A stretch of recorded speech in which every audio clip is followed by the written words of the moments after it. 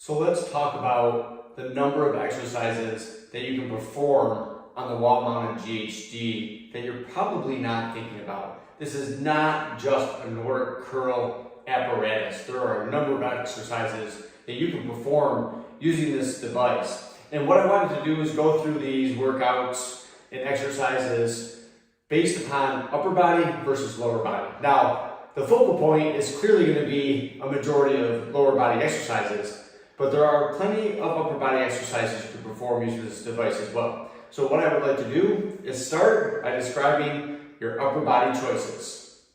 For starters, you can do multiple push-up variations using the GHD. Those are regular push-ups. You can put your feet right in the middle of those 2 foot pads. You can also do an incline push-up. You can also do a decline push-up. And just so you're also aware, you could be doing a close grip push-up.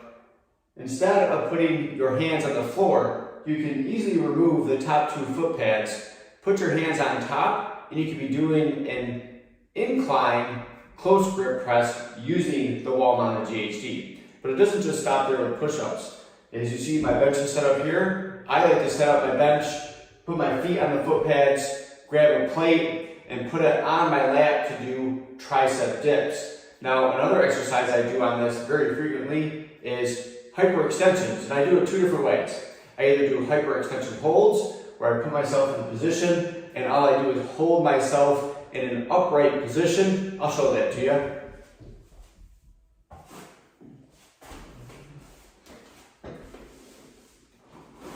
With a weight on my back. However, I normally have the bench pulled back a lot closer, so that way I am using progressive overload and putting that strain onto my back. Now, the other way I do hyperextensions is I actually do full hyperextensions. I'll keep that bench pulled back and I'll get into a hyperextension position, and I will do full extensions down to the floor and back up to the starting position. Now that's the majority of what I would use this device for upper body moves. Now let's talk about all the different options that you have for your lower body and then also for your abs. So for lower body exercises, clearly the number 1 choice to perform on this device is performing Nordic curls. There's multiple ways to perform Nordic curls, whether you do strict Nordic curls where you come to the floor, very slow transition and pull yourself back up. There's also where you just do eccentric phases where you really just lower as slow as you possibly can to the floor, and that would count as your rep. There's also ones where I do half reps, so that way I can get higher repetitions, where instead of doing a full Nordic curl all the way down, I will do what I would call like a half Nordic curl. Think about the top stage of doing 21s like you would for biceps, where I come down halfway and then pull back up to the starting position. And then lastly, I like to do most often Nordic curls where I fall down to the floor with a slow tempo, usually about 3 seconds, and then I'll tap off the floor, coming back up to the original starting position. That's the Nordic curl. But what else do I do on this? Bulgarian split squats. I do both dumbbell and barbell lunges using the device. I do sissy squats using the device. There are a number of different ab exercises I like to perform on this. And I like to do regular crunches, whether it's just my body weight or using a weight. Typically, I'll use a kettlebell when I perform these, but I can put my feet underneath the bottom pad. But to make it a little bit harder, I can put my feet in between the 2 pads. Yes, it makes it more difficult. So I can do weighted crunches or regular crunches with my feet in those positions. Planks off this device are great for your core. They are very difficult.